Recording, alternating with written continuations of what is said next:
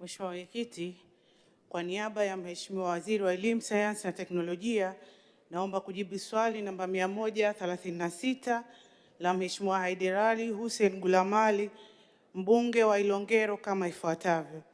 Mheshimiwa Mwenyekiti, serikali inaendelea na ujenzi wa vyuo vya ufundi stadi yani VETA 65 katika wilaya 64 na mkoa mmoja wa Songwe.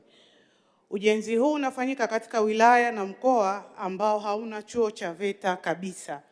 Jimbo la Ilongero lipo katika wilaya ya Singida ambapo tayari ina chuo cha VETA.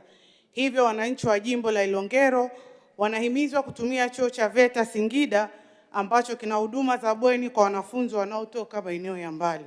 Mheshimiwa Mwenyekiti, katika jitihada za kupanua fursa za upatikanaji wa elimu ujuzi kwa ngazi mbalimbali, serikali inaendelea na ujenzi wa shule ya sekondari ya amali katika jimbo la Ilongero ambayo itatoa mafunzo ya vitendo na stadi zinazohitajika katika soko la ajira.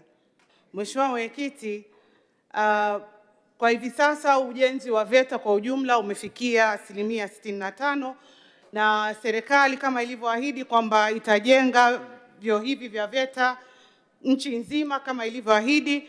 Tunaahidi kwamba 35% iliyobaki ikifika mwezi Septemba mwaka 2026 itakuwa imemalizika.